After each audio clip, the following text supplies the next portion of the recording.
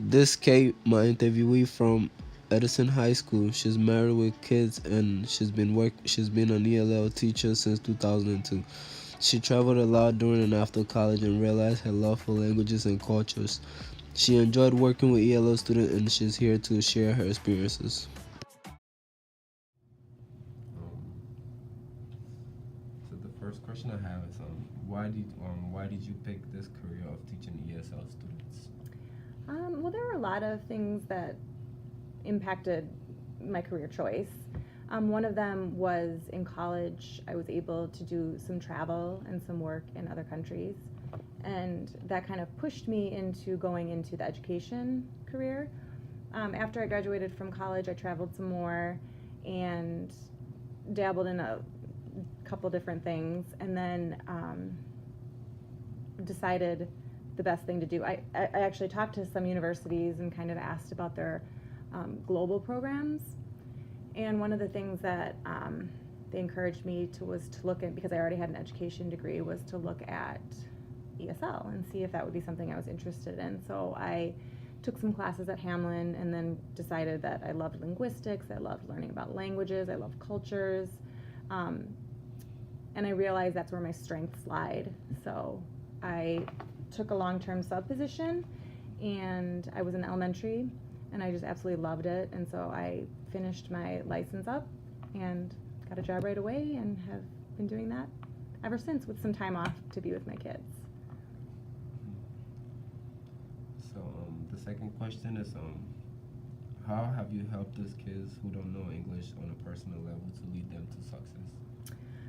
I think that an ESL teacher has a very unique and special job, and a lot of times for students who are either new to the country or not even new to the country, but maybe just don't feel like they have a place where they belong in the schools, a lot of times that ESL teacher is their safe haven.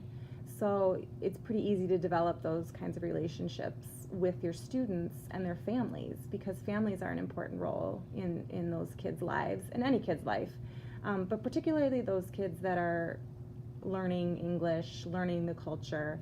So really getting to know the families, getting to know the students, you just really impact them on a more personal level just from that point alone. And then you just take a real interest in those kids, and you kind of get to see them progress. You know, whether you're in elementary school, they're there the whole time, so you get to see where they started.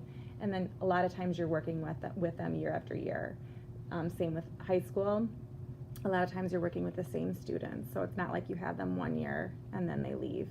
So I think that, and just, like I said, being that safe haven are a lot of reasons. Yep. Yeah. The third question is what is the biggest educational issues facing ESL students in St. Paul today?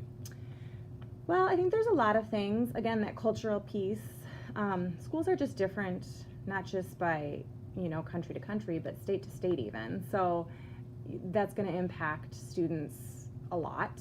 But also something that I've noticed is something that needs to change is the way we look at testing. The tests, if you look at them, are not taken into account language issues, or I don't even want to say issues, but language at all. So you're already kind of at a disadvantage if you're learning the language. Doesn't mean you don't know the material and you're not a bright person. It just means that you have another obstacle you have to overcome. And I think that there's a lot of people working to change that, but if I were to say anything at this point, I think it would be that those standardized tests are, we put a lot of pressure on them, and then when they're not matching up with what we know our ESL students can do, there's a problem. Is there an added advantage to knowing different languages? I think absolutely. I personally do not. I'm a linguist, so I understand how languages operate from, several languages from that standpoint. And I think in certain situations, it definitely is an advantage. However, in St. Paul, what I've noticed is there's so many beautiful languages that are represented that you're not possibly going to know all those languages. So kind of being on the same playing field Is is there all. anything else you think people should know?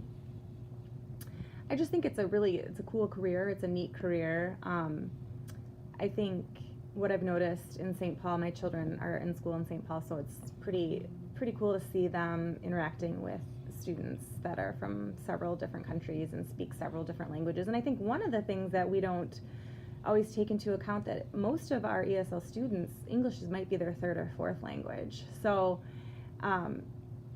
that's pretty remarkable in itself, just to kind of be surrounded by students that know so many different languages. And just knowing that every child has a story to tell. I now I forgot the question, but it's just it's a neat career. Like, I would definitely recommend it to somebody that is interested in cultures and languages, and yeah.